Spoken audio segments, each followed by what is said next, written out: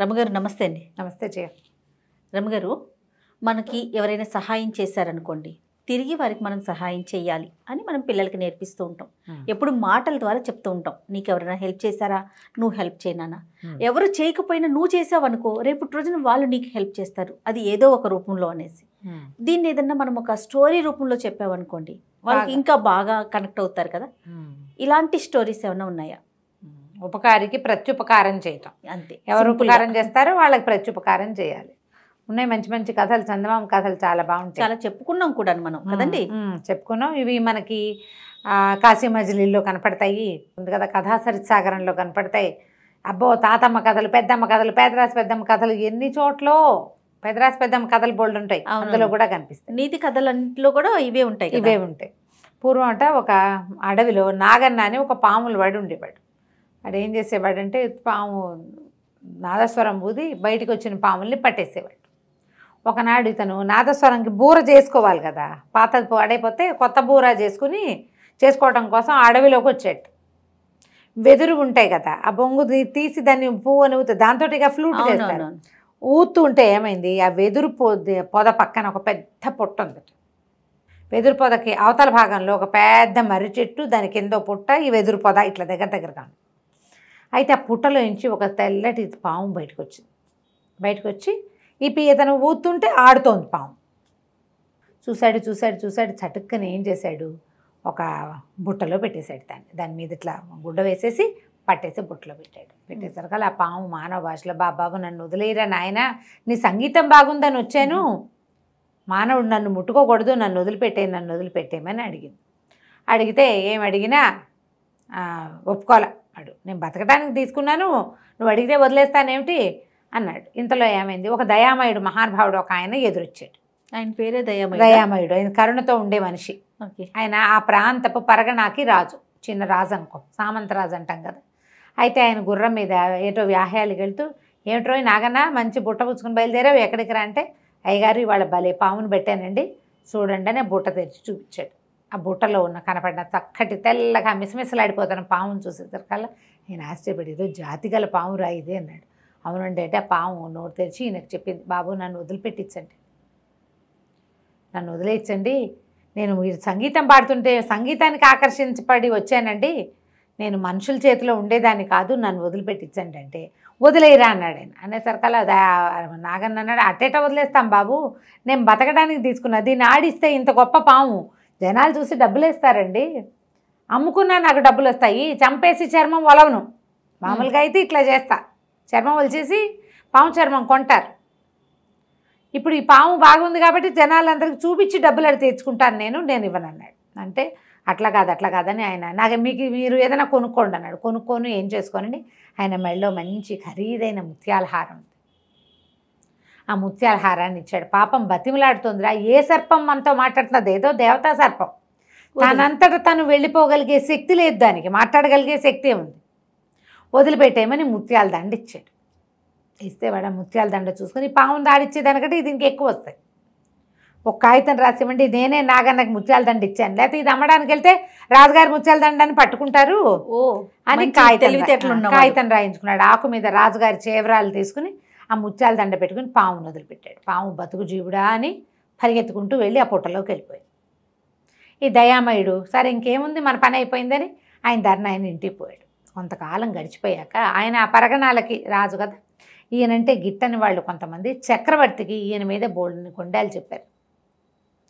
ఈయన దగ్గర నుంచి డబ్బులు రావని, అంటే వీళ్ళు ఏం చేయాలి, సామంతరాజులు వాళ్ళ ఊళ్ళో ఉన్న వసూలు చేసి చక్రవర్తికి శిస్తు కట్టాలి. చక్రవర్తికి శిస్తు కట్టాల్సి వచ్చినప్పుడు మాకు కొంచెం క్షామం వచ్చింది, మాకు కొంచెం వానలు పడ్డాయి, మాకు శిస్తులు తక్కువ వచ్చినాయి, మేము కూడా మీకు తక్కువే ఇస్తామని తక్కువ ఇచ్చాడు 2 సార్లు. ఆయన కాదని అన్నీ బాగానే ఉన్నా ఈయనే మిమ్మల్ని మోసం చేశాడని చక్రవర్తి దగ్గర చెప్పిస్తే ఆయన కాస్త పట్టించేశాడు. ఈయన్ని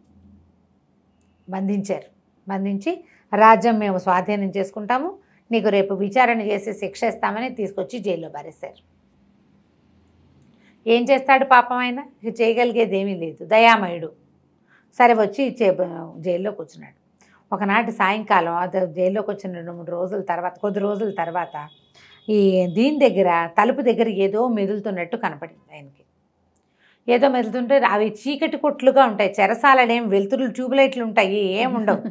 పైగా అప్పట్లో ఏంటంటే ఇలా పెద్ద పెద్ద షెడ్లు హాల్స్ చేసేవాళ్ళు కాదు, జనరల్గా గుహలు తొలిచేవాళ్ళు. లోపలికి పెద్ద వెలుగు రాదు, వాళ్ళు దీపం పుచ్చుకొస్తేను బయట పెళ్ళున ఎండగాస్తే కొంచెం డే టైం ఉంటుంది. అందుకనే జైళ్ళలో ఉండే వాళ్ళు మగ్గిపోయి మరణించేవాళ్ళు, ఎండ వెలుతురు లేక. ఈయన అక్కడ ఏదో కదులుతోందని చూసేసరికల్లా చాలాసేపు చూసాక ఆయనకి తెలిసింది అదొక సర్పం. పాముని కేకలు పెడదామనుకున్నాడు. అయితే పాము మానవ భాషలో మాట్లాడింది. రాజా అరవకు, నన్ను గుర్తుపట్టలేదా? కొంతకాలం క్రితం నన్ను వదిలిచ్చావు కదా పాములు నాగన్న దగ్గర నుంచి. సరే రా వచ్చి కూర్చోమన్నాడు. ఆయన ఒక గట్టు మీదకి వచ్చింటే పాము కింద నుంచి పైకి వచ్చి గట్టు మీదకి వచ్చింది. నువ్వు నాకు మహోపకారం చేసావు, ఎవడూ చెయ్యింది. నీ మెళ్ళో ఉన్న హారం ఇచ్చి నన్ను బతికిచ్చావు, నీకు ప్రత్యుపకారం చేయడం కోసం వచ్చాను నేనంతే. నువ్వేం చేస్తావమ్మా నాకు అన్నాడు. ఏం చేస్తావు అంటే, అది కాదు, ఏదో ఒకటి ప్రయత్నం చేస్తా, ఓ పని చేస్తా, నేను ఇక్కడి నుంచి వెళ్ళిపోతా. రేపు తెల్లవారగానే చక్రవర్తి మెడకు చుట్టుకుని కూర్చుంటాను. చక్రవర్తిని రక్షించే ఉపాయం నాకు తెలుసని చెప్పు. నువ్వు కనపడి నాతో మాట్లాడాక నేను వెళ్ళిపోతాను, నువ్వు బతికిపోతావంది. బాగానే ఉందిగా, చాలా బాగుంది. సరే మర్నాడు పొద్దున ఏం చేసింది, తన నిద్రలు ఇచ్చేసరికల్లా టముకు వినపడుతోంది బయట. చక్రవర్తి భుజాల మీదకి ఎక్కి మెడ చుట్టూతా చుట్టుకుని ఉంది ఒక కాల సర్పం, ఒక శ్వేత సర్పం, చాలా పెద్దది. ఈ పాముని చక్రవర్తికి ఏమీ కాకుండా తప్పించగలిగే వాళ్ళు ఉన్నారా ఎవరైనా?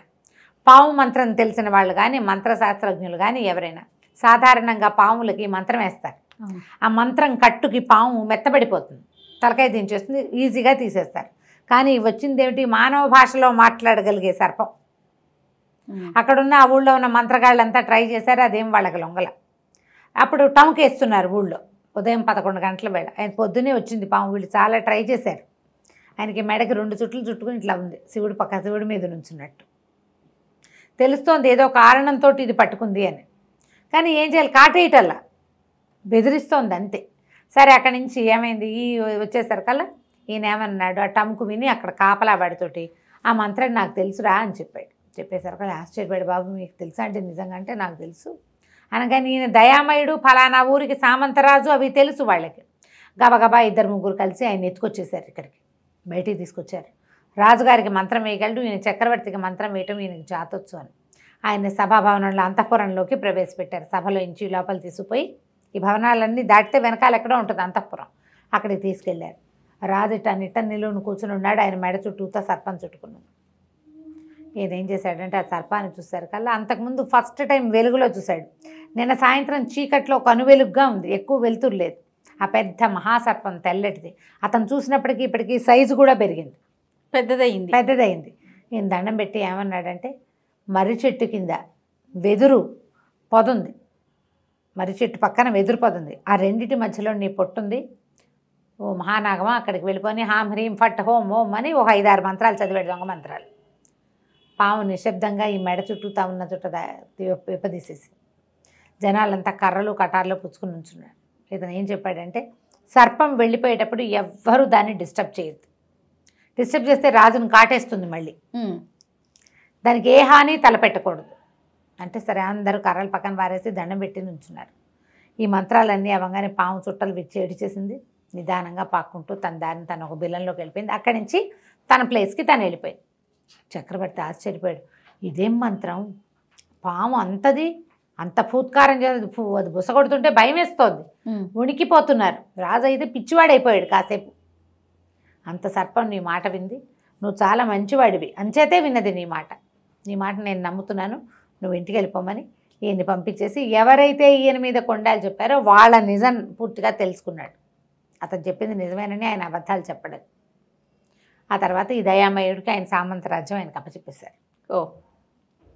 ఇంక ఎప్పుడు రాజుతోటి అతనికి ఏ ఇబ్బంది రాలా. పైగా ప్రజల్లో కూడా ఈయన ఇంత గొప్పవాడు అనే ఫీలింగ్ తోటి ఇంకా జాగ్రత్తగా ఉన్నారు. అతనితోటి ఇంకా ఎవ్వరికి ఏ తకరారు ఏ ఇబ్బంది రాకుండా ఉండిపోయింది. ఈ పాము ప్రత్యుపకారం చేసింది.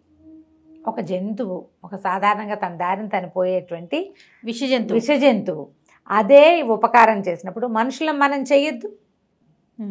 ఉపకారం చేయకపోతే అపకారమైనా చేయకుండా ఉండాలి కనీసం. అది నువ్వు హెల్ప్ చేయలేకపోతే చెడగొట్టద్దు కనీసం. లేదా నీకు హెల్ప్ చేసిన వాడికి తప్పకుండా హెల్ప్ చేయాలి. ఇప్పుడు ఎవడో నీకు చేశాడు, వాడికే చేయలేకపోయావు, ఇంకెవరికైనా చేయి ఉపకారం. అది అదైనా చెయ్యాలి. ప్రత్యుపకారం ఒక గొప్ప క్రియ, కానీ ఉపకారం చేయటం అనేది చాలా అద్భుతమైన క్రియ. నీకు హెల్ప్ చేసిన వాడికి నువ్వు హెల్ప్ చేయడం గొప్పేం కాదు. అసలు మొదట హెల్ప్ చేశాడు చూడు రాజు, అది గొప్ప. ఎస్. కాబట్టి ఈ 2 గొప్పల్ని సొంతం చేసుకోవాలి. ఎప్పుడు ఎవరికైనా అవసరమైతే హెల్ప్ చేయాలి. నీడీ పీపుల్కి హెల్ప్ చేయటం, నీకు సహాయం చేసిన వాడికి తిరిగి సాయం చేయటం, ఈ రెండింటిని పిల్లలకి మనం నేర్పించాలి. తప్పకుండా రమ్మగారు. నమస్తే. నమస్తే జయ. నమస్తే రమ్మగారు. నమస్తే జయ. రమ్మగారు, దెయ్యం కథ ఒకటి చెప్పండి అండి. చాలా రోజులైంది కదా. సరే చెప్తాం. ఒక పల్లెటూరులోనట ఓ వీరయ్య మంగమ్మ అని భార్యాభర్త ఉండేవాళ్ళు. అయితే వీరయ్య చాలా సాధు మనిషి, గంగిగోవు లాంటి వాడు. వీళ్ళకు ఒక కొడుకున్నాడు, వాడి పేరు రాజయ్య. అచ్చు వాళ్ళ నాన్నలేనే ఉండేవాడు. వెనకని చూస్తే వాళ్ళ నాన్నే నడుస్తున్నట్టు ఉండేది. వీళ్ళు ఏదో చిన్న పొలము, చిన్న వ్యవసాయం చేసుకుంటూ బాగానే ఉండేవాళ్ళు. ఒకనాడు పొద్దున్నే పొలం వెళ్ళిన వీరయ్య సాయంకాలానికి శవమై తిరిగి వచ్చాడు. పాప పాము గరిచి చనిపోయాడు. చనిపోయేసరికల్లా ఇక ఇంటికి తీసుకొచ్చారు. లేకపోతే ఏముంది పాపం, బాధపడతారు, ఇంక చేయగలిగేది ఏం లేదు కదా. ముందే తెలిస్తే ఏ మంత్రమో మా ఇంకోటో తావిదో కట్టించే వాళ్ళు ఏమీ రాలేదు, శవమే వచ్చింది ఇంటికి. సరే ఏడ్చి ఏడ్చి సమస్యలిపోయిందట మంగమ్మ. వాడి తీసుకెళ్ళిపోయారు. ఈ సమస్యలిపోయి ఉండి మంచానికి ఆనుకుని అలా పడున్న మంగమ్మకి ఒక పెద్ద పీడకలు వచ్చింది. ఏమిటా, తన భర్త చితిలోంచి లేచి గుడ్ల గూబలాగా అరుస్తూ పిశాచంలాగా మారిపోయినట్టు కాలొచ్చింది. మర్రి చెట్టు మీద ఎక్కేసినట్టు కనపడింది. ఇవిడు కేవ్వుమని పెద్ద కేక పెట్టి లేచి చుట్టుపక్కల అందరూ బోధార్చడానికి అమ్మలక్కలు చేరతారుగా, ఏమిటమ్మా ఏమైందమ్మా ఏమైందమ్మా ఎందుకమ్మా అంటే, మా ఆయన దయమైనట్టు కాలొచ్చింది పెద్దక్కయ్య అని ఆ అక్కయ్యకి చెప్పింది. అయ్యో అయ్యో ఇటాకలొచ్చింది చెప్పుకున్నారు. వీరయ్య చచ్చి దయమయ్యాడు పాపం అని కూడా చెప్పేసుకున్నారు. అయిపోయింది. ఇది జరిగిన 3వ రోజున శ్మశానం దగ్గరున్న మర్రి చెట్టు మొదట్లో ఒక వ్యాపారి ఇంచుమించుగా శోషొచ్చి పడిపోయి చచ్చిపోయినంత పని అయ్యి గుడ్లు వెనక్కి వెళ్ళిపోయినట్టుగా ఉన్నవాడిని ఒకరిని పట్టుకొచ్చారు ఊళ్ళో జనం. ఆ వ్యాపారి ఎవరు? ప్రతి నెల ఈ ఊరికి సరుకులు తెచ్చి పెడతాడు. ఇక్కడి నుంచి ఏవో ఆ సామాన్లు, వీటి చాట్లు బోట్లు చేస్తారుగా, అవి తీసుకుపోతాడు. కానీ వీళ్ళకి పప్పులు ఉప్పులు తెచ్చేసి వ్యాపారస్తుల్లో వాడొకడు. మామూలుగా ఆ రోజుల్లో ఏం చేసేవాళ్ళు, ఇట్లా సామాన్లు బళ్ళ మీద వేసుకొచ్చి ఊర్లో వ్యాపారం చేసుకుని వెళ్ళేవాళ్ళు. అతను ఆ బండివాడనమాట, బండి వేసుకొచ్చే వ్యాపారి. బాగా అతనికి అవి ఇవి వాసన చూపించారు, మరి మంచినీళ్ళు పోసారు, తేనె నీళ్ళు పట్టించారు. ఎటాగొట్టా లేచి కూర్చుని పొద్దున్నే నేను ఊరు వెళ్ళిపోదామని బయలుదేరాను. తెల్లవారుజామున 3 గంటలకే బయలుదేరా. ఎప్పుడు వెళ్తాడు అట్లాగే 3:30 3:30 అయ్యేసరికి శ్మశానం మొదట్లోకి వచ్చేసరికి మరి వాడెవడో ఒకడు నన్ను, ఒక దయ్యం నా మీద పడి, నా భార్య పిల్లలు బతకద్దా, నా డబ్బులు ఇచ్చేసి, ఈ డబ్బు ఎంత నాకు ఇచ్చేసి, నేను ఎవరిని అనుకున్నావు, నేను వీరయ్యని అని కేకలు పెట్టి నా దగ్గర నుంచి డబ్బులు ఓడ్లాక్కున్నాడు. తెల్లటి లాల్చీ పంచా ధరించాడు. భయంతో నాకు స్పృహ తప్పిపోయింది అని చెప్పాడు. చెప్పేసరికల్లా ఊళ్ళో వాళ్ళు ఆశ్చర్యపోయారు. అమ్మా, వీరయ్య తన పెళ్ళాం పిల్లల్ని బతికించడం కోసం ఇంత పని చేస్తాడా అని అందరూ మంగమ్మ ఇంటి మీద పడి వీళ్ళంతా సోదా చేశారు. లబో దిబోమని ఏడ్చింది మంగమ్మ. మా ఇంటో అట్టాడితే ఏం జరగలేదు అని. ఏమీ దొరకల, రూపాయి దొరకల. జనాలంతా అదోలా చుట్ట మొదలుపెట్టారు మంగమ్మని. మొహం తిప్పుకుని వెళ్ళిపోయేవాళ్ళు. బిక్కమొహం వేసుకుని ఏడుస్తూ ఉండేది ఈవిడ. కొద్ది రోజులు పోయాక ఒక భార్యాభర్త ఎవరో పై ఊరు నుంచి వస్తూ ఉంటే ఆవిడ మెడలో నగలున్నాయి. ఆ వీరయ్య దయ్యం వాళ్ళని అటకాయించి ఆ మొగుడిని కొట్టి, ఇప్పుడు ఈ నగలు మా ఆవిడ పెట్టుకుంటే చాలా బాగుంటాయి, నేను ఎవరిని అనుకున్నావు వీరయ్యని అని మెడలో ఇంచి నగలు గాజులు చెవులో పీక్కున్నాడు. మొత్తం తీసేసుకున్నాడు. ముక్కుకున్న బేసర్తో సహా తీసేసాడు. ఊళ్ళో వాళ్ళు తెలిసిపోయింది. వాళ్ళు అబో దిబోమని ఆ మొగుడు పెళ్ళాం ఏడుస్తూ నగలన్నీ వీరయ్య దయ్యం లాక్కుపోయిందని చెప్పారు. దెయ్యం మీద కంప్లైంట్.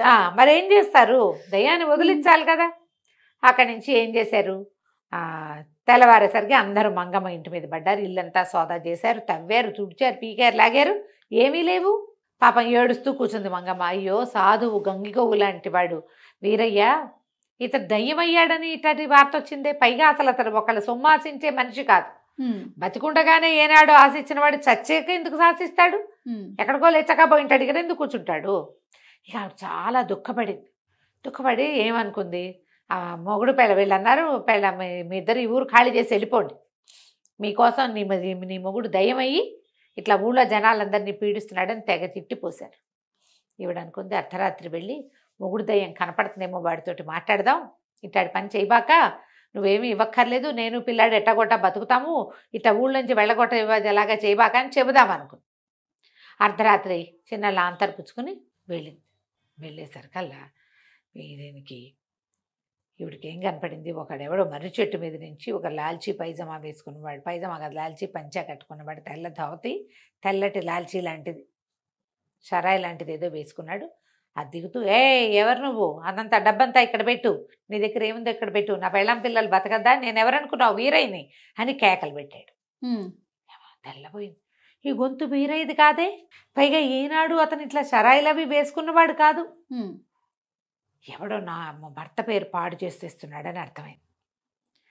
ఈ అమ్మాయికి మొదటి రోజు కళ వచ్చింది కదా, ఆ కళని విన్నవాడెవడో ఈ పని చేస్తున్నాడు.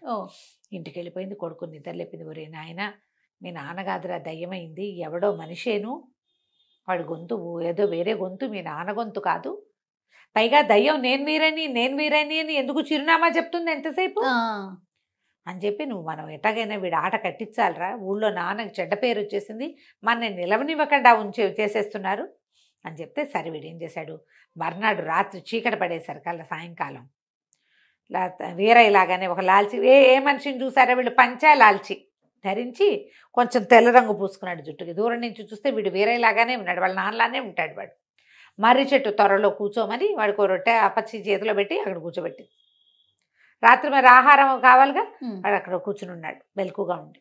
ఈవిడేం చేసింది, ఒక పొదచాటును నక్కి కూర్చునేసరికల్లా ఏమైంది, బాగా 11:30 12 అయ్యేసరికి ఊళ్ళో నుంచి ఒక తెల్లటి పంచా లాల్చి ధరించిన వాడు ఒకడు ఊళ్ళో నుంచి నడిచి వచ్చాడు. చూస్తూనే ఉంది ఈవిడ. మర్రి చెట్టు పైకి ఎక్కి కూర్చున్నాడు. త్వరలో రాజయ్య కూర్చున్నాడు, ఈయన చెట్టు ఎక్కాడు. చెట్టు ఎక్కాక గుడ్లగూబలు కూసినట్టు కుయ్యటం మొదలుపెట్టాడు. మామూలుగా దయ్యాలు అనగానే గుడ్లగూబలు కుయ్యాలి అలాంటి శబ్దాలు ఎక్స్పెక్ట్ చేస్తారు కదా. గుడ్లగూబలు కూర్చుని నక్కలు ఊడబెట్టినట్టు గుడ్లగూబలు కూసినట్టు కూస్తున్నాడు. ఈవిడేమనుకుంటుంది, ఇంకా రాజయ్య లేచి వస్తాడని చూస్తుంది. ఇంతలో ఆ రాజయ్య వచ్చాడు.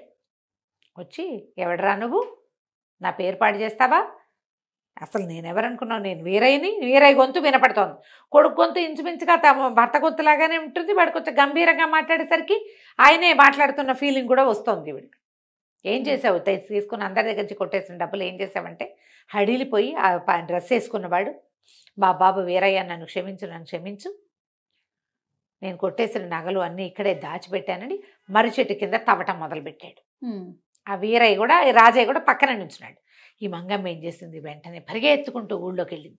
ఊరి పెద్దల్ని 5-6 చూడండి, మా ఆయన పేరు పాడు చేసేవాడిని చూపిస్తానని, మనిషి కదా వాడు, పరిగెత్తుకుంటూ వెళ్ళింది. ఊళ్ళో జనం అంతా వచ్చేసరికి ఏముంది, సామాన్లు తవ్వుతున్నాడు వాడు. తవ్వి 1-2 వస్తువులు తీసి బయట పెట్టాడు. జనం అంతా కమ్మేశారు, లాంతర్లు పుచ్చుకుని. అవరవరా అని చెంపలు పగలగొట్టారు. మొత్తం డబ్బంతా అక్కడే ఉంది. ఇంతలో ఏమైంది, త్వరలో నుంచి రాజయ్య ఒళ్ళు విరుచుకుంటూ లేచి వచ్చాడు. ఏమిటో మా గలాభా ఇక్కడ ఇంతమంది చేరారు అని. ఆవిడ ఆశ్చర్యం, అదేమిట్రా ఇందాకే వచ్చావు కదా నువ్వు. నేను రాలేదమ్మా, నేను నిద్రపోయాను, లోపల చల్లగా ఉంది, నిద్రపోయాను, నేను రాలేదన్నాడు. అంటే ఇందాక ఎవరు వచ్చారు, అంతేగా వీరయ్య దయ్యమే వచ్చి తన పేరు పాడు చేస్తున్న వాడిని పట్టించి ఇచ్చింది. అక్కడి నుంచి ఈ అమ్మాయి ఈవిడ చెప్పింది, నా పిల్లాన్ని ఇక్కడ కూర్చోబెట్టాను, వాడు లోపల ఉండిపోయాడు, ఎవరో వచ్చారు, నా భర్తే వచ్చినట్టున్నాడంటే ఊళ్ళో వాళ్ళంతా ఆశ్చర్యపోయారు. వీరయ్య తన పేరు చెడిపోతుంది, తన భార్య పిల్లల్ని మనం నిలవనివ్వకుండా చేస్తున్నామని అతనే వచ్చి కాపాడుకున్నాడని, అయ్యో మమ్మల్ని క్షమించు వీరయ్య అని అందరూ దండాలు పెట్టారు. మమ్మల్ని క్షమించు, మేము పొరపాటు పడ్డాం, నువ్వు మంచివాడు అని తెలిసినా కూడా దయ్యమయ్యావని నమ్మాము. ఇటకే కదా ఆత్మలు అదని నమ్మిస్తారు. అవును, నిజంగా ఉందా లేదు, ఉంది, ఆత్మ ఉంది, కానీ అది ఏ హాని చేసే ఉద్దేశంలో లేదు. అవును, మేలు చేసేందుకే అదొక ప్రయత్నం చేసింది. అంటే ఇప్పుడు దయ్యాలు లేవని చెప్పట్లా నేను, ఆత్మలు ఉన్నాయి. వీరయ్య ఆత్మే వచ్చింది అక్కడికి, వచ్చి ఈ దొంగని పట్టించింది. ఆ తర్వాత ఇంకా ఊరి వాళ్ళు ఎప్పుడూ అలాంటివి నమ్మకంగా ఉన్నారు. ఎవరి వస్తువులు వాళ్ళకి ఇప్పించి ఈ మంగమ్మకి రాజయ్యకి క్షమాపణలు చెప్పి, మీరు ఈ ఊళ్ళోనే ఉండండి అని చెప్పి మేమందరం చేతనాన్ని సాయం చేసి, పిల్లాడు కొంచెం పెద్దవాడయ్యి బాగా సంపాదించుకునేలాగా చేస్తామని ఊళ్ళో వాళ్ళంతా సాయం చేసి వాళ్ళని పైకి ఎక్కించారు. కథ కంచికి మనం ఇంటికి. నమస్తే రమ్మగారు. నమస్తే రమ్మగారు. నమస్తే జయ. రమ్మగారు, మంచి స్టోరీ చెప్పండి. మనకేమిటో కొన్ని పనులు చేస్తామా, ఎందుకు చేసామో అర్థం కాకుండా చెడిపోతూ ఉంటాయి. అచ్చిరావు కొన్ని పనులు, కలిసిరావు. అవును, కలిసి రావు, అచ్చిరాదంటారు, అచ్చిరాలేదంటారు. అచ్చిరాని పనులు చాలా ఉంటాయి కదా. దొంగతనం వచ్చిరాకపోవటం అనేది ఈ కథ అనమాట. అచ్చిరాని బందిపోటు ఆ కథ బాగుంది. పేరే అది. పూర్వం కన్యాకుబ్జం నగరంలో ఒక బందిపోటు దొంగల ముఠా ఉండేదట. వాళ్ళు ఒకేసారి ప్లాన్ చేసి పెద్దగా పథకం వేసి ఊరి మీద పడిపోవాలనుకున్నారు. పడిపోవటానికి ప్లాన్లు విడివిడిగా పెట్టుకున్నారు. ఇందులో పరమ సాహసికుల గుంపు ఒకటి ఉంటుంది. కొంచెం సాహసం ఉన్న వాళ్ళు కొంతమంది ఉంటారు. కొంతమందికి దొంగతనాలు వచ్చు అని భయస్థులుగా ఉంటారు. మూడిని సెగ్రిగేట్ చేశారు. ఏ ముక్కకు ఆ ముక్క విడదీశారు. విడదీసి మొదట ఏం చేశారు, ఒకటేమో కొంతమంది ఏమో ఇద్దరిద్దరు ముగ్గురు చొప్పున చిన్న చిన్న ఇళ్ళు దోపిడీలు. తర్వాత కొంచెం పెద్ద ముఠ, వీళ్ళేమో ఒక పరమ పిసినారి వాడు ఒకడున్నాడు కన్యాకుబ్జం నగరంలో. వాడి ఇంట్లో ఏంటంటే ఎవరు ఉండరు. వాడు ఆస్తి పాస్తి అన్నీ ఇంట్లో పెట్టుకుని ఉంటాడు. ఎవరు ఉంచడు, ఎవరు లేరు వాళ్ళ ఇంట్లో. పని వాళ్ళు కూడా చాలా తక్కువ, ఎవరు ఉండరు. రాత్రిపూట ఎవరు ఉండరు. తలుపులు వేసుకుని పడుకుంటాడు. ఎక్కడా రూపాయి బయటికి రానివాడు. పిసినారివాడు. కానీ వాడి దగ్గర చాలా డబ్బు ఉందని ప్రపంచానికి తెలుసు. మూడో దొంగతనం ఒక క్షత్రియుడి ఇంట్లో. ఈయన మంచి డబ్బు ఉన్నవాడు. ఇంటి నిండా వెండి సామాన్లే వాళ్ళకి, బోళ్ళంతమంది పనివాళ్ళు. అక్కడి నుంచి ఈయనకి ఏంటంటే అడవి జంతువుల్ని పట్టించే అలవాటు ఉంది. ఆయన దగ్గర పులి పిల్లలు, సింహ పిల్లలు, తర్వాత ఏమో ఎలుగు పిల్లలు, ఎలుగులు బోల్డన్ ఉన్నాయి. ముగ్గురిని 3 రకాలుగా పటాయించచ్చని భావించారు. ఓకే. ముందు చిన్న దొంగతనం అప్పుడు ఏం చేశారు, ఒకే రోజున ఇవన్నీ అయిపోతాయన్నమాట. ఒకనాటి రాత్రే 3 గుంపులు బయటపడ్డాయి. ఈ చిన్న చిన్న ఇళ్ళు దోచడానికి మొదట ఒక ముసలమ్మ ఇంటికి వెళ్ళారట. కింద 2 నుంచున్నారు, కింద 3 నుంచున్నారు, ఒక్కడు పైకి వెళ్ళాడు. ఎక్కువ మంది సందడి చేయట్లా. ఆవిడ ఏం చేసింది, మేడ మీద నడవాలో మంచం పరుచుకుని ముసలమ్మ హాయ్ అని పడుకుని నోరు తెరుచుకుంది. వీడేం చేశాడు, కింద తమ వాళ్ళు నుంచున్నారుగా, ఒక్కోటి విలువైన వస్తువులన్నీ కిందకేసేసాడు. వస్తువులన్నీ తీసుకున్నాక వచ్చేయద్దు, మరి వచ్చేసేయాలి. ముసలమ్మ ఒక మంచి పక్క మీద పడుకుంది, చక్కగా ఉంది మంచం. వీడికి ఆ పక్క మీద పుట్టింది మనసు. పుట్టేసి ఏం చేశాడు, ముసలమ్మని అలాగా లేవదీసి కింద పడుకోబెట్టాడు. పక్కన ఇట్లా చుట్టబోయాడు. ఆ పరుపుని చుట్టబోయేసరికల్లా వెలుగు వచ్చేసింది. ఏమిటి నాయనా భలే వాడివి, ఇవన్నీ మా ఇంట్లో ఉన్న సరుకులన్నీ పక్కనున్న సంపన్నుల ఇంట్లో పడేస్తున్నావు అంది. వీడు తెల్లబోయాడు. ఏమిటి, నేను రోడ్డు మీద పడేయలేదా, మా వాళ్ళు ఉన్న వైపు పక్కింట్లో పడేశానా అని గబగబా పిట్టగోడ దగ్గరికి వెళ్ళి వంగి చూశాడు. ఈ ముసలిది ఒక్క ఒదుటును లేచి ఆ వంగి చూస్తున్న వాడి కాళ్ళు పుచ్చుకుని లేపేసి కిందకి పడేసింది. లేపటం ఏమిటి, ఢామని రోడ్డు మీద పడి మెడ విరిగి చచ్చిపోయాడు. అయ్యో. ఎప్పుడైతే తమవాడు పైనుంచి పడిపోయాడో ముసలిదాని మొహం కనపడంగానే 3 నుంచున్నారుగా భయస్తవ పిరికి దొంగలు, 3 లగెత్తేశారు. పరుగు. ఆవిడేం చేసింది, కిందకెళ్ళి పక్కింటి వాడిని ఒక లేవ తీసుకొచ్చి కింద పడేసిన సామాన్లన్నీ పైన పెట్టేసి ఫెయిల్ దొంగతనం. అక్కడి నుంచి 2వ గుంపు వెళ్ళింది. ఈసారి పిసినారు వాళ్ళ ఇంటికి వెళ్ళిపోయారు ఈ గుంపు. అయితే అది ఎట్లా ఉంది, కోటల్లే ఉంది. ఒక్క వాకిలికి మాత్రం చెక్క తలుపులు ఉన్నాయి. తాళం లోపల నుంచి వేసింది. ఆ గడియలు వాళ్ళకి తెలుసు. ఎటు నుంచి ఎటు జనరల్గా గడియలన్నిటికీ ఒకటే మార్గం ఉంటుంది కదా. ఇప్పుడు తలుపు ఎటు ఉంటే ఆ తలుపు నుంచి గోడలోకి ఇట్లా తోస్తారు, అంతేగా. అంతే. అవతల పక్క నుంచి చేయి పెడితే, లోపలికి చేయి పెడితే అది లాగచ్చు. వీళ్ళలో ఏమనుకున్నారు, ఒకడు మంచి పరమసాహసికుడైన దొంగ ఒకడున్నాడు. వాడన్నాడు, ఒరే రంపం తీయండి, తలుపు గడి దగ్గర కోసేద్దాము, పక్కన కోసి చెయ్యి లోపలికి పెట్టి గడి తీస్తా అని చెప్పాడు. చెప్తే సరే వీడేం చేశాడు, కోయటం మొదలుపెట్టాడు. పిసినారి వాడంటే పిసినారి వాళ్ళకి ఎట్లా ఉంటుంది, తమ డబ్బు తమ వస్తువు మీద ఎప్పుడు గమనమే ఉంటుంది. ఎప్పుడైతే రాత్రిపూట 11-12 గంట వేళ కర్రు కర్రు కర్రు అని సన్నటిదైనా ఒకే రకమైన మోత ఈవెన్గా ఒక తింగమని మోగింది అనుకో, లేస్తారు పడుకుంటారు. కర్రు కర్రు కర్రు కర్రు అని అదే మోత వస్తుంటే మెలకు రాదు. అవును, మెలకువ వస్తుంది. ఏం కోస్తున్నారు ఎవరైనా అనే అనుమానం వచ్చేసింది వాడికి. ఆ పిసినారి ఆయనకి లేచి వచ్చేస్తే కరెక్ట్గా ఈ గడి దగ్గర ఇంత మేర చెయ్యి ఇట్లా లోపలికి వెళ్ళే మేర కోసాడు దొంగ. పర్ఫెక్ట్, మంచి దొంగ. కోసాడు. కోసాక చెయ్యి లోపలికి పెట్టి గడి తీపోయాడు. రెడీగా నుంచున్నాడు అక్కడ ఆ పిసినారాయన. వీడు ఎప్పుడైతే చెయ్యి లోపలికి పెట్టాడో, పెట్టగానే ఓ సుత్తి మేకు తీసుకొచ్చి పెట్టుకున్నాడు. అరిచేతికి మేకు పెట్టి పట్మని కొట్టేశాడు. అన్నాడు కానీ ఏం చేస్తాడు, రాదు. ఇంకా ఈ అరిచేతిలో ఇంచి ఇందులో ఇంచి మేకు తలుపులోకి పట్టేసింది. చెయ్యుడు రాదు. అక్కడి నుంచి పెద్ద పెద్ద కేకలు పెట్టేశాడు ఆ పిసినారాయన. దొంగలు దొంగలు దొంగలు, వాకిట్లో దొంగలు ఉన్నారోయ్ అని అరిచేశారు. కల్లా ఒక్క ఇంటికి దొంగతనానికి వస్తే అన్ని ఇళ్ళు చుట్టేస్తారు కదా. ఆ జీవుడు అన్నాడు, ఒరే నా చెయ్యి నరికేంట్రా, లేకపోతే దొరికిపోతాము, నేను దొరికానంటే చిత్రహింసలు పెట్టి మన వాళ్ళు ఆనుపాను కనుక్కుంటారా, నరికేండ్రా చెయ్యి నరికేండ్రా అంటే మిగిలిన వాళ్ళు నిశ్శబ్దంగానే లబో దిబోమని వాడి చెయ్యి ఇక్కడ దాకా కొట్టేశారు. అక్కడి నుంచి తలపాగాలు తీసి గబ గబ గబ చుట్టేశారు దానికి, నెత్తురు రాకుండా. మరి నెత్తురు ధారగా చుక్కలు చుక్కలు పెడితే చుక్కలు వెంబడిపడి వచ్చేస్తారు. అక్కడి నుంచి లగెత్తేశారు, పరిగెత్తేశారు దొంగలంతా. ఈ చెయ్యి తగిన వాడు చెయ్యితో పరిగెత్తాడు కానీ నొప్పి కాదు, ఎటా గొట్ట పరిగెత్తాడు కానీ పిసినారు ఆయన పెట్టిన కేకలు, ఆ గందరగోళానికి చుట్టుపక్కల ఇళ్లల్లో కుర్రాళ్ళంతా నిద్రలేచేసి మొత్తం గుంపంతా పడిపోయారు వీళ్ళ వెనకాల. మా దొంగల గుంపు, బందిపోటు వాళ్ళ గుంపు మాత్రం తప్పించుకుంది కానీ ఈయన దొరికిపోయాడు. ఈ చెయ్యి తెగినవాడు ఏం చేశాడు, డొక్కలో కత్తి ఉంది తన దగ్గర, బొడ్లో కత్తి ఉంది, ఆ కత్తి తీసి పొడి చేసుకుని తను దొరకకుండా చచ్చిపోయాడు. రెండోది కూడా ఫెయిల్ అయింది. భలే దొంగలండి. అక్కడి నుంచి మూడో గ్రూపు వాళ్ళు ఏం చేశారంటే ఆ రోజు సాయంత్రమే తెలివిగా మరి అడవిలోంచి ఒక ఎలుగుబంటిని, చచ్చిపోయిన ఎలుగుబంటిని సంపాదించి దాని చర్మాన్ని శుభ్రంగా క్లీన్ చేసేసి తమలో పరమసాహసికుడు అయిన వాడిని ఒకడిని ఆ బందిపోట్లో పెట్టి ఎలుగుబంట్లో పెట్టేసి కుట్టేశారు. కుట్టేసేసి ఆ ఎలుగుబంటిని తీసుకెళ్ళి చీకటి మాటన పెందరాళ్ళే ఇవ్వాల, వెలుగులో మధ్యాహ్నాలు పట్టుకెళ్తే దాని మొహం బయటపడిపోతుంది, చచ్చిన మొహం తెలిసిపోతుంది.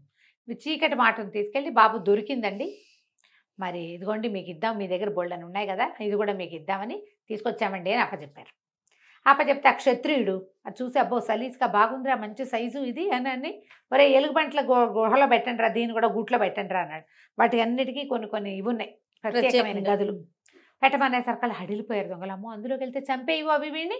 అబ్బే బాబు అది కాదండి, దీనికి జబ్బు చేసింది, ఇప్పుడే కోలుకుంటోంది, దక్షిణపు గాలి తగిలే చోట ఒంటరిగా ఉంచండి అని చెప్పారు. సరేనన్నారు. సరేనని దక్షిణపు గాలి దగ్గర ఒక కటకటాల గది ఏదో ఉంటే అందులో పెట్టారు. వీడికి ఏం చెప్పారు, ఒరే రాత్రికి అందరూ పడుకున్నాక గది తాళం తీసి బయటకు వచ్చేసి నువ్వు వాకిలి తలుపు తీసేసేయి, మరి నువ్వు ఇక్కడే ఉండు, ఇక్కడిక్కడే తిరుగుతూ ఉండు. ఒకవేళ ఎవరైనా సైనికులు ఎవరైనా నిద్రలేస్తే నిన్ను చూసి వాళ్ళే హడిలిపోతారు, ఓకే భయపడి చేస్తారు, మన పని అయిపోతుంది అన్నారు. సరే వాడేం చేశాడు, 12 గంట అవ్వగానే వాడు మెలకుగానే కూర్చున్నాడు.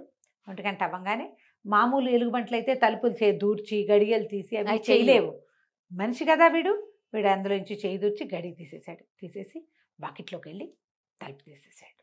వీధి వాకిలు తీసి లోపలికి రానిచ్చాడు దొంగలందరినీ. ఒరే పడమటి వైపు గదుల్లో పొద్దున్న ఇందాక 2 మణుగుల వెండి సామాన్లు పెట్టారు, పెద్ద డబ్బాలు, పెద్ద ఎనపెట్టెలో, అవి తీసేసేయండి అని చెప్పారు. ఎక్కడెక్కడ ఏమున్నాయి వాడు చూశాడు. సాయంత్రం నుంచి ఎవరెవరు వచ్చారు, ఆడవాళ్ళు నగలన్నీ ఏ గదిలోకి తీసుకెళ్ళి పెట్టారు, వెండి బంగారాలు ఎక్కడ దాచారు, అవి చూసేసాడు వాడు. ఆ చూసిన ప్రకారం చెప్పాడు. సరే తాను వచ్చి బయట అటు ఇటు తిరగటం మొదలుపెట్టేసరికి వాళ్ళు అవన్నీ సర్దే లోపల ఎవరో 2 సైనికులు నిద్రలేచి ఇదేమిటి ఇదేదో ఇక్కడ తిరుగుతోంది అని హడిలిపోయారు. కానీ వీళ్ళు ఏమనుకున్నారు, దొంగలు వాళ్ళు హడిలిపోయి భయపడి చస్తారనుకున్నారు. వాళ్ళు భయపడి చావరు, వాళ్ళకి ఇలాంటివి అలవాటే. వాళ్ళు అడవుల్లో నుంచి ఎలుగుబంట్లని ఒట్టి చేతులతో పట్టుకురాగలిగే వాళ్ళు, చీకట్లో ఇంట్లో తిరిగేదాన్ని 2 పీకి లోపల పెట్టగలరు వాళ్ళు. దొంగలు ఊహించల. అక్కడి నుంచి దాన్ని కొట్టబోయారు. వాడు కూడా తిరగబడ్డాడు, ఎలుగుబంటి. తిరగబడేసరికల్లా వాళ్ళకి అర్థం కాలేదు, ఏంటి తిరగబడుతుంది, అది ఎలుగుబంటి తిరగబడేలాగా లేదు, అది దీపాలు పట్టరండ్రా, రండ్రా, లేవండ్రా అని కేకలు పెట్టంగానే 3-4 లేచి వచ్చారు. తలా ఒక బరిస పుచ్చుకొచ్చారు, బరిసి పెట్టి ఒక పోటు పొడిచారు. ఎప్పుడైతే అది అంతకుముందు గుర్రు అని నోటితో శబ్దాలు చేస్తుంది కానీ సావు దెబ్బ తగిలేసరికల్లా మనిషి కేక గుర్రు అని ఎందుకుంటుంది, ఓ చచ్చాను రోయ్ దేవుడో, అమ్మో నాయనో అంటాడు. అనగానే అది పడిపోయిన తీరు అది చూసేసరికల్లా ఇది మన ఇది ఎలుగొడ్డు కాదలే ఉంది, ఇందులో ఏదో ఉందని అక్కడి నుంచి 5-6 కాగడాలు తీసుకొచ్చి ఆ ఎలుగుబంటిని దగ్గరగా నొక్కి చూస్తే లోపల ఉన్నది ఎలుగుబంటి కాదని తెలిసిపోయింది. ఊడదీసేసారు, కుట్లు తీసేస్తే లోపల మనిషి కనిపెట్టాడు. అంటే వీడేమైనా తలుపు తీసాడా, ఎవరైనా ఇంట్లోకి వచ్చారా, కాబట్టి అన్ని పక్కల నుంచి తలుపులు మూసుకొచ్చేయండి అంటే ఒకళ్ళు పరిగెత్తుకెళ్ళి వీధి వాకిలు మూసేశారు. అక్కడి నుంచి అన్ని గదుల్లోకి పరిగెత్తారు. ఇనపెట్టున్న గదుల్లో నుంచి వెండి సామాన్లన్నీ సర్దుతున్న వీళ్ళు కాస్త దొరికేశారు. దొరికేటువంటి చీకట్లో కదా, వాళ్ళు ఏమి బతకనివ్వాల వీళ్ళని. తలా ఒక బరిస పుచ్చుకుని తలా ఒక పోటు పొడిచేశారు దొంగలు. Utter flop. ఎలుగుబంటి వేషంలో ఉన్నవాడు పోయాడు, లోపలికి వచ్చిన 5 గోవింద. బయట ఉంచిన వాళ్ళు ఎప్పుడైతే ఈ కేకలు ఇవి మోసుకెళ్ళటానికి సిద్ధంగా ఒక చిన్న గుంపు ఉంటుంది, ప్లాన్ బి ఉంటుంది కదా ప్రతిదానికి, వాళ్ళు లగెత్తేశారు. ఇక మిగిలింది ఎవరు లేరు ఇక్కడ. లోపల ఉన్న వాళ్ళంతా పోయారు. మొత్తానికి అట్టర్ ఫ్లాప్ అయిపోయింది. అచ్చిరాల పాపం ఆ తర్వాత ఇంకా వాళ్ళు దొంగతనాలు చేయడానికి సాహసించాలి. ఎందుకంటే పరమ సాహసికులైన వాళ్ళు లోపల చచ్చిపోయారు. 1 కాదు 2 కాదు 3 3 ఫెయిల్ అయిపోయినాయి. 3 ఫెయిల్ అయిపోయినాయి. ఇక ఆ తర్వాత దొంగతనాలు చేయకుండా ఏదో కష్టపడి బతుకుదాము అని ఇంకో సాహసైన వాడు దొరికే వరకు వాళ్ళు అట్టగే పనులు చేసుకుంటూ ఉండేవాళ్ళు. దొంగల కథ అయినా ఇది ఎంత ఇంట్రెస్టింగ్ గా అవును ఉంది అవును కదా. కథ కంచికి మనం ఇంటికి. నమస్తే రమగారు. నమస్తే. నమస్తే రమగారు. నమస్తే జయ. రమగారు ఏదైనా మంచి స్టోరీ చెప్పండి. కథా సత్సాగరంలోది ఓ చాలా రోజులు కదా, ఈ మధ్యలో చెప్పలేదు. పూర్వం ధర్మగుప్తుడు చంద్రప్రభ అని భార్యాభర్తలు ఉండేవాళ్ళు. మణికులు అంటే వ్యాపారస్తులు. వణిజ్ అంటే వణిజులు అంటే ఇదన్నమాట, వ్యాపారస్తులు. వాణిజ్యం మీద నుంచి వచ్చే వణిజులు. వాణిజ్యం అని వింటాం కదా, తెలుసు. అదే వణిజుల్నే వాళ్ళు చేసేదే వాణిజ్యం. ఓకే. అయితే ఏమైంది, చాలా కాలం పిల్లలు పుట్ల వాళ్ళకి. ఎంతకాలమో అయితే ఒకసారి కొంతకాలానికి ఎప్పటికో ఎన్నో రకాల పూజలు వ్యవహారాలు అన్నీ చేసిన తర్వాత ఒక కుమార్తె పుట్టింది. ఆ పిల్ల పురుట్లోనే మాట్లాడడం మొదలుపెట్టింది. ఓయ్. పైగా అసలు ఎట్లా ఎంత వెలుగ్గా ఉందంటే పిల్ల, అసలు ఆ పిల్ల పుట్టేసరికల్లా లోపల పురిటి గదంతా వెలుగుతో నిండిపోయిందిట. పిల్ల మాట్లాడుతుంటే మంత్రస్థాన్ని కంగారు పడి కళ్ళుదిరి పడిపోయింది. చిలకత్తలు పరిగెత్తుకుంటూ వచ్చారు. పిల్ల ఏంటో మాటలు వినపట్టినాయి. ఆము కేవు మంటల్లా, అది కేర్ మంటల్లా విచిత్రంగా మాట్లాడుతోంది.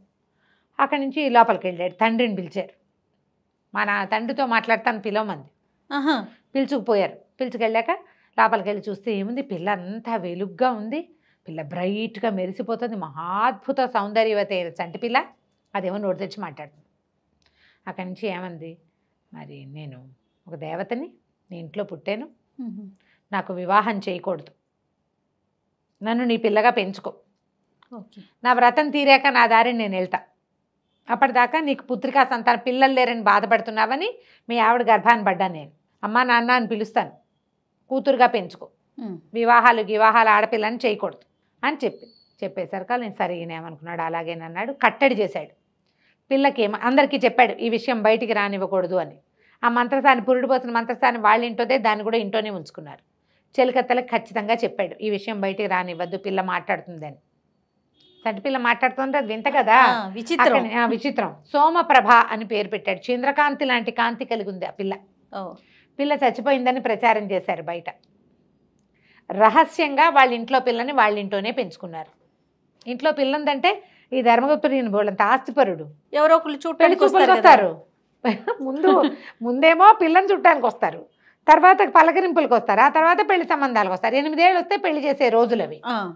అక్కడి నుంచి పెరిగింది పిల్ల. ఎవరికి చెప్పాల. ఆ పిల్ల ఇంట్లోనే ఆడుతూ పాడుతూ పెరిగేది. కాస్త అంత పెళ్ళయింది. పెళ్ళయ్యాక వారా వీరా చెలికత్తలే పెళ్ళి అని అనుకుంటుంటే పోటాడింది.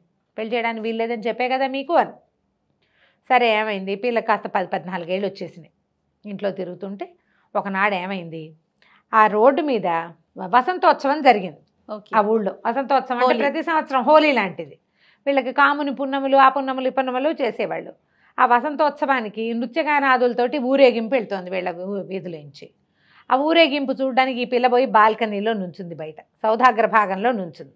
ఈ వెళ్తున్న బళ్ళల్లో ఒక ఎత్తైన బండి మీద గుహచంద్రుడు అనే ఇంకో వణికుమారుడు నుంచునున్నాడు. వాడు చూసి పరమాద్భుత సౌందర్యవతి అయిన ఈ అమ్మాయికి పడిపోయాడు. అక్కడి నుంచి ఇంటికి వెళ్ళాడు. చాలా దిగులుగా ఉన్నాడు, అన్నం తింటలేదు సరిగ్గా, ఏమిటి అని. ఆ రోజుల్లో ఈ మన్మథావస్థకి చాలా పెద్దపీట వేసేవాళ్ళు. వయసు వచ్చిన పిల్లలు మూడ్ ఆఫ్గా ఉన్నారంటే ఎవరో అమ్మాయి కోసం అని తెలుసుకునేవాళ్ళు పాపం. వాళ్ళ ఫ్రెండ్స్ని వీళ్ళని అందరినీ కనుక్కున్నాడు. వాళ్ళ నాన్న ఏమిట్రా నువ్వు ఎవరిని చూసి వ్యామోహపడ్డావు, పోనీ అదేదో వ్యవహారం చూద్దాం, ఇట్లా ఆరోగ్యం పాడు చేసుకోవద్దన్నాడు. అయితే నేను వెళ్తుండగా ఈ ధర్మగుప్తుడు గారి ఇంట్లో వాకిట్లో మేడ మీద ఒక పిల్లని చూశానన్నాడు. పిల్లని చూశాననగానే ఒక పిల్ల ఉంది, ఆ పిల్ల వాళ్ళ ఇంట్లో చూసానంటే చెలికత్తె కాదు, చక్కగా అలంకారం చేసుకుంది, చాలా అందగత్తే, ఆ పిల్లని నాకు తెచ్చి పెళ్లి చేయమన్నాడు. ఈయన ఏం చేశాడు, కబురు చేశాడు. మా ఇంట్లో మాకు పిల్లలు లేరు, అసలు మా పిల్లలే లేరన్నాడు ఈయన. వాళ్ళు కబురు చేశారు, వీళ్ళేమో మా పిల్లలు లేదన్నారు. అన్నయ్యేసరికల్లా ఆశ్చర్యం, లేని పిల్లని ఎలా చూస్తాడు మావాడు. అక్కడి నుంచి రాజుగారి దగ్గరికి వెళ్ళాడు. ఈ గుహచంద్రుడి వాళ్ళ నాన్న, నా కుమారుడు ఒక పిల్లని చూశాడు వాళ్ళ ఇంట్లో, మరి అతనేమో లేదంటున్నాడండి, పిల్లాడికి ఆరోగ్యం పాడైపోతుంది, చాలా పెద్ద వ్యాపారం చూసుకునే పిల్లాడు, మరి ఆ పిల్లని మా వాడికి ఇప్పించవలసింది అని. రాజుగారికి ఏంటంటే డబ్బులు అప్పిచ్చేవాళ్ళు వణిక్కులు. ఆ రోజుల్లో రాజుకి పెట్టుబడి వ్యాపారస్తుల దగ్గర నుంచే వస్తుంది. ఈయన కాదనుకోలేక ఈ ధర్మగుప్తుని కేకేసి మీ ఇంట్లో ఉన్న ఆడపిల్లలందరినీ ముందు చూపించు, వీడికి చూస్తాడు. అందరూ చెలికత్తలంతా వచ్చి నుంచున్నారు. ఎవరూ కాదు. ఆయన భార్యను కూడా రప్పించాడు. కాదు, ఇంట్లో ఇంకా స్త్రీలు లేరా అంటే లేరన్నాడు. నేను 100% చూశానంటాడు పిల్లాడు. అక్కడి నుంచి ఆయన ఆ గుహచంద్రుడి తండ్రి చాలా బతిమలాడాడు. నా పిల్లాడు చచ్చిపోయేలాగా ఉన్నాడు, వాడు కోరుకున్న పిల్ల దక్కపోతే వాడు బతకడు, ఈ మన్మథావస్థకి వాడికి ఏదైనా జ్వరం వచ్చేసి అనారోగ్యం వచ్చేస్తే నేనేమైపోవాలి, ఒక్కగానొక్క పిల్లాడు, నీకు ఏం కావాలంటే అది ఇస్తా, నా పిల్లాడిని కాపాడు. చుట్టుపక్కలంతా ఇతన్ని తిట్టారు, ఏదో చేస్తున్నావు, మీ ఇంట్లో ఉన్న పిల్లని చూపించకుండా చేస్తావా అని. ఈయనకి చుట్టుపక్కల పరుగు పోయేలాగా ఉంది. బోల్డ్ వ్యాపారం, చాలా కుటుంబాలు ఆయన మీద ఆధారపడి ఉన్నాయి, పనివాళ్ళు, వీళ్ళందరికీ తిండి తిప్పలు కావాలా, నిన్ను వేలేస్తామనేసారు వాళ్ళు.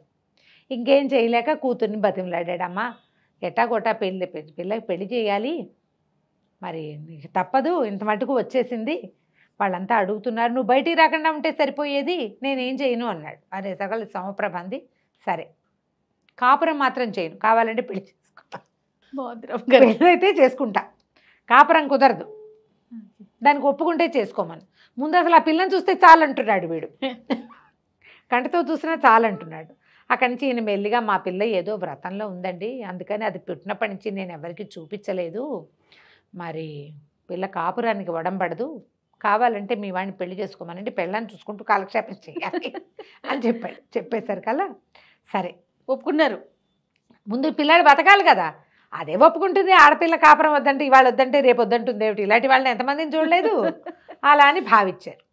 భావించిన తర్వాత ఏమైంది, సరేనని తాంబూలాలు పుచ్చుకోవడానికి వచ్చారు. తాంబూలాలు పుచ్చుకున్నారు, వివాహం అయింది. పిల్లని బయట నుంచి వాళ్ళ ఇంటికి దింపాక తండ్రిని అడిగింది, అయ్యా తండ్రి, నేను చెప్పిన సంగతి వీరికి చెప్పావా అని. చెప్పానమ్మా చెప్పాను, వాళ్ళు ఒప్పుకున్నారంటే ఆవిడ అంది. వేలు చూపించింది మామగారికి. ఆ వేలు చూసేసరికి భయం, ఉన్నట్టుండి ఒక భయం వచ్చేసింది ఆయనకి. నాతోటి వీడు ఏదైనా పిచ్చి వేషాలు వేస్తే వాడిని చంపేస్తానన్న అర్థము ఈ వేల్లో ఆయనకు కనపడింది. ఏమీ అనలా, మొహం బిగించి వేలు చూపించింది, తర్జని చూపించింది అని రాస్తారు కథలో. ఆ వేలుకి భయం వేసేసింది ఆయనకి. అక్కడి నుంచి పిల్లకి కొడుకు చెప్పాడు, ఒరే నాయన, ఇది ఎవరితో మహామారిలాగా ఉంది, నువ్వేమో దాన్ని చూసి మనసుపడ్డావు, నువ్వు చచ్చిపోతావని నేను దాని ఇచ్చి పెళ్లి చేశాము, నువ్వు మాత్రం దాని జోలికి వెళ్ళకు, అది ఇంట్లో ఉంటుంది నీతో పాటు, ఇంకోతను ఎవరితో నేను చూసుకుందు కానీ దాన్ని ఏం చెయ్యొద్దు, దాని జోలికి వెళ్ళొద్దు. ఏం చేయాలి, మహామారిగా భావించాడు ఆయన. ఆ వేలు చూపించిన లక్షణమే భయపెట్టేసింది అనమాట.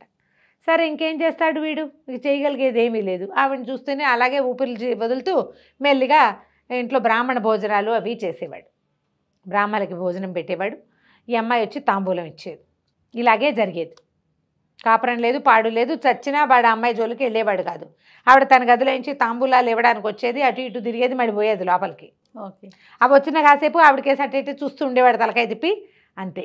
కొట్టి చూపు తప్పిస్తే అతను అమ్మాయి జోలికే వెళ్ళాల. అయితే ఒకనాడు ఏమైంది, బోల్డంతమంది బ్రాహ్మలు వచ్చారు. ఆ వచ్చిన బ్రాహ్మణుల్లో ఒక ముసలాయన ఒక ఆయన ఉన్నాడు. ఈ అమ్మాయి తాంబూలాలు ఇవ్వడానికి వచ్చినప్పుడు ఆ జగదేక సుందరిలాగా ఉన్న సోమప్రభను చూసి, ఈమె ఏమవుతుందైనా నీకు అని అడిగాడు. నా భార్యనండి అన్నాడు. అనేసరికల్లా సరే సాయంకాలం నేను ఇంకో పూట ఉంటాను నాయన ఇక్కడ అని చెప్పాడు. ఆవిడ లోపలికి వెళ్ళింది. ఈయన కుర్రాన్ని దగ్గర కూర్చోబెట్టుకున్నాడు. నిజం చెప్పు, నిజంగా ఈ అమ్మాయి నీ భార్యేనా అన్నాడు. వివాహం అయితే చేసుకున్నానండి, ఈమెతో నాకు సంబంధం లేదు, మరి ఇలా జరిగింది, వాళ్ళ ఇంట్లో కనపడింది, ఈ కథ అంతా చెప్పాడు. నీ భార్య దగ్గర ఒక మహారహస్యం ఉంది, అది నీకు చెప్పాలోయ్ అన్నాడు. అని ఆయన ఏం చేశాడంటే ఒక మంత్రోపదేశం చేశాడు. ఈ మంత్రం పునశ్చరణ చేస్తూ ఉండు, నీ భార్య రహస్యం నీకు చెప్తానన్నాడు. ఇవి మధ్యాహ్నం భోజనాలు అయినా 3ంటికి జరిగింది. 3ంటి నుంచి పునశ్చరణ ప్రారంభించాడు. రాత్రి చీకటి పడ్డాక ఈయన ఏం చేశాడు, ఈ కుర్రాడితోటి ఆ మంత్రం పునశ్చరణ చేయించాడు కదా జపం, ఆ జపాన్ని హోమం చేయించాడు. హోమం చేయించేసరికల్లా అగ్నిహోత్రుడు మానవ రూపంలో ప్రత్యక్షమయ్యాడు. అని వస్తే ఏమన్నారు వీళ్ళిద్దరూ మాట్లాడుకున్నారు. ఈ బ్రాహ్మడు అన్నాడు, అగ్నిహోత్రుడిని ఆరాధించు, రేపు ఉదయం ఈయనకి భోజనం పెట్టు, మనతో పాటే ఉంటాడని అగ్నిహోత్రుడిని ఇంట్లోనే ఉంచుకున్నారు. అగ్ని మానవ రూపంలో వీళ్ళ ఇంట్లో ఉన్నాడు. ఓకే, మర్నాడు ఉదయం భోజనం చేశాడు, అందరు బ్రాహ్మణులతో పాటు తాంబూలం పుచ్చుకున్నాడు, అక్కడే ఉన్నాడు. చీకటి పడింది, రాత్రి అయింది. రాత్రి అవ్వగానే ఈయన అన్నాడు, మళ్ళీ అని మంత్రం మళ్ళీ పునశ్చరణ చేయి, నీకు రహస్యం చెప్తానని అతను ఆ మంత్రం పునశ్చరణ చేసేసరికల్లా ఒక దాన్ని ఏమంటారంటే మోహక మంత్రం అనే ఒక మంత్రంతో తను ఆ అబ్బాయి ఇద్దరు 2 తుమ్మెదల్లాగా మారిపోయేలాగా చేశాడు ఆ ముసలి బ్రాహ్మడు. అర్ధరాత్రి బాగా రాత్రి అయిపోయింది. 10 అయితే ఆ రోజుల్లో అర్ధరాత్రి కిందే లెక్క. 10ంటికి ఎక్కడొక్కడ జనం అంతా సర్దుకున్నారు. సోమప్రభ ఇంట్లో నుంచి బయలుదేరింది చీకటి మాటన. ఆ అగ్ని ఇంట్లో ఉండటం వల్ల మానవ రూపంలో ఉన్నాడు కదా, ఆమె తనని వెంబడిస్తున్న వాళ్ళు ఎవరో తెలుసుకోలేకపోయింది. నడుచుకుంటూ వెళ్తోంది. ఆ వెనకాలే ఈ తుమ్మెదల రూపంలో ఉన్న ఈ బ్రాహ్మడు, మన ఈ కుర్రాడు గోచంద్రుడు ఇద్దరు వెళ్ళారు. వెళ్తే ఇప్పుడు అలా వెళ్ళి ఒక పెద్ద శ్మశానంలోకి వెళ్ళింది. అక్కడ పెద్ద వటవృక్షం, దాని కింద పోళ్ళంతమంది శాకిని ఢాకిని గణాలు ఉన్నాయి. ఒక మహాసౌందర్యవతే ఒక ఆవిడ వీణ వాయించుకుంటుంది. ఈవిడ పోయి ఆవిడ పక్కలో కూర్చుంది. ఎట్లా ఉందంటే పైన చంద్రుడు కింద 2 చందమామలు ఉన్నట్టున్నారు. చూస్తూ ఉన్నాడు వీడు ఆ భ్రమర రూపంలో. వాళ్ళిద్దరూ మాట్లాడుకుంటున్నారు, అక్క చెల్లి. ఏమని, మా ఇంటికి ఎవరో ఒక బ్రాహ్మడు వచ్చాడు, మరి ఆయన అగ్నిహోత్రంలాగా ఉన్నాడు, నాకు భయం వేసింది, నా భర్తకి తెలిసిపోతుందేమో, ఇంకా ఈ శాపావసానం అయ్యేదాకా ఇంకా ఎంతకాలం ఈ కథ నడపాలో అని మాట్లాడుకున్నారు. ఇద్దరు కలిసి ఏదో చక్కగా తాగారు, తిన్నారు. ఆవిడ ఇక్కడ ఇంట్లో ఏం తింటోందో ఎవ్వరికీ తెలియదు. ఇక్కడ ఏం తిందో తాగదు. ఓహో. తిండంతా రాత్రిపూటే.